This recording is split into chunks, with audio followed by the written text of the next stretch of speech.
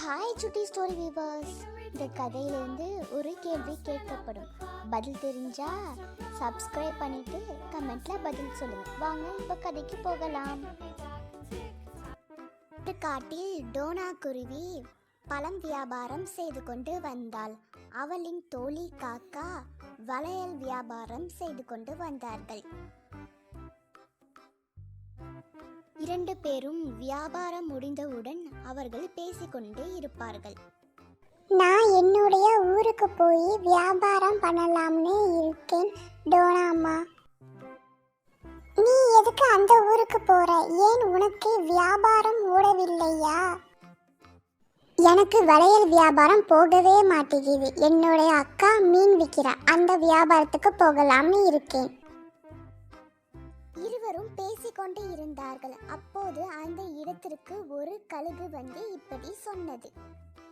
Donna காக்கா, உங்களிடம் ஒரு செய்தி சொல்லணும். 2 நாளைக்கு மழை பெய்யுமா? நீங்க 2 பேரும் ஜாக்கிரதையா இருங்கள். ஓகே கழுகு, நான் ஜாக்கிரதையா இருக்கேன். எனக்கு ஒரு பிரச்சனை இல்லை. நான் நாளைக்கு என்னோட ஊருக்கு போறேன். டோனாம்மா, நீங்க ஜாக்கிரதையா இருங்க. இருவரும் பேசிக்கொண்டு தன்னோட வீட்டிற்கு சென்றார்கள். அன்று இரவு சரியான மழை பெய்து கொண்டே இருந்தது. டோனா வீட்டில் தண்ணீர் வந்தது. அதை அவள் பார்த்து கொண்டே இருந்தாள்.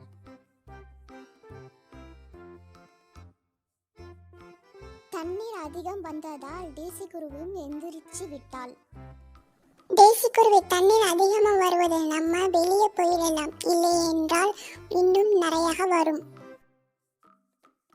டோனா குருவியும் டேசி குருவியும் வெளியில் வந்தார்கள். அப்போது அந்த பகுதியில் வெள்ளமே வந்துவிட்டது.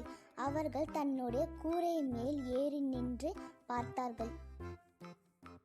அவர்களின் வீடு வெள்ளத்தில் அடித்து கொண்டு சென்றிருப்பதை அவர்கள் பயத்துடன் பார்த்து கொண்டு இருந்தார்கள். டோனா குருவி தன்னுடைய மகளின் டேசி குருவியிடம் அவள் இப்படி சொன்னாள். மழை அதிகமாக பெய்து டேசி, நம்ம வீடு வேற வெள்ளத்தில் அடிச்சு கொண்டு போயிட்டது. நம்ம காக்காவிடம் வீட்டில் போய் இருப்போம். டோனா குருவியும் டேசி குருவியும் காக்கா வீட்டில் போய் இருந்தார்கள். எப்படி டோனா அம்மா, உங்க வீட்டுல தண்ணீர் உள்ளே வந்தது, அப்புறம் எப்படி உங்க வீடு அடிச்சு போனது? காக்கா, என்னுடைய வீட்டுக்கூரையை மாத்திரமே நினச்சிக்கிட்டே இருந்தேன். நான் மறந்துட்டேன், அதனால தான் அதை அடிச்சு கொண்டு போனது என்று டோனா குருவி சொன்னவுடன் காக்கா வீட்டில் இருவரும் தூங்கினார்கள். டோனா குருவி காலையில் எழுந்தவுடன் தன்னுடைய கடைக்கு சென்றது. தன்னுடைய கடை தண்ணீரில் மூழ்கி கொண்டிருப்பதை பார்த்து கவலையுடன் திரும்பி சென்றது. டோனா அம்மா, உன்னிடம் கடையும் இல்லை வீடும் இல்லை. நீ என்னிடம் வந்துடு. நம்ம ஊருக்கு போய் அங்கே எதுவும் வீடு இருக்கான்னு பார்ப்போம். அங்கே வீடு இருந்தால் அப்படியே எதுவும் வேலை கிடைக்குதான்னு பார்ப்போம். வா போகலாம். டோனா, டெய்சி, காக்கா மூவரும் அந்த ஊருக்கு சென்றார்கள். அந்த ஊரு கடற்கரைக்கு பக்கத்தில் உள்ளது. காக்காவோட அக்கா வீட்டில் பக்கத்தில் ஒரு வீடு இருந்தது. அந்த வீட்டில் டோனாவும் டெய்சியும் தங்கியிருந்தார்கள்.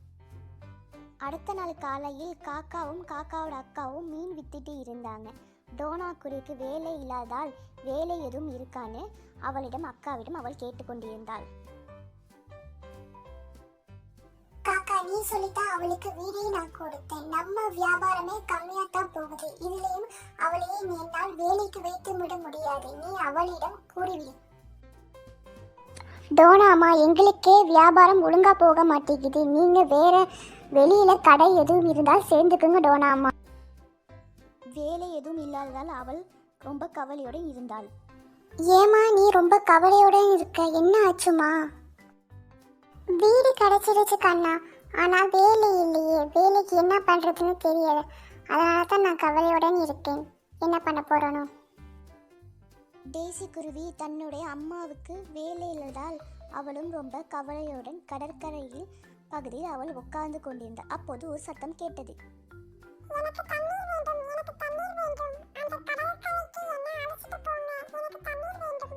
டேசி குருவி உடனே அந்த மீனை கடலில் விட்டது. அந்த மீன் ரொம்ப சந்தோஷமாக இருந்தது.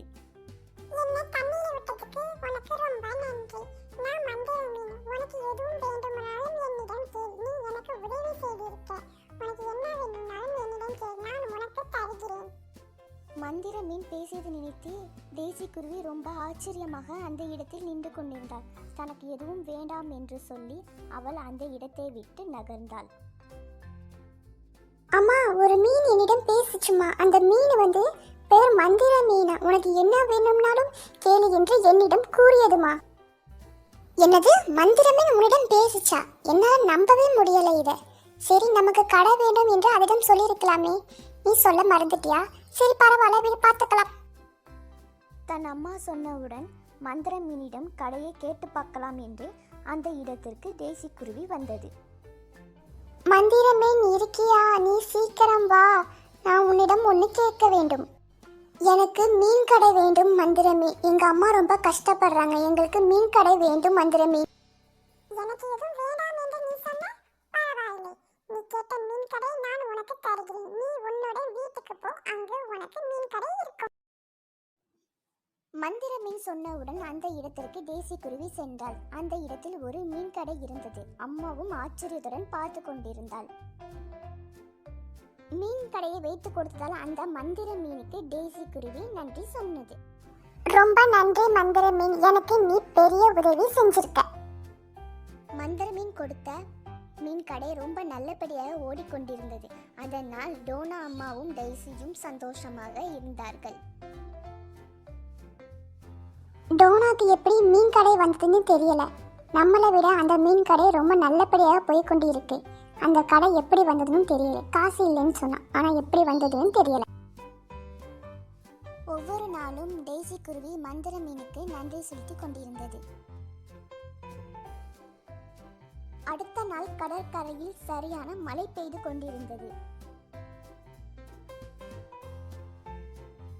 அந்த மழையின் போது தேசி குருவியை காணவில்லை. டெய்ஸி குருவி, நீ எங்க போன டெய்ஸி குருவி?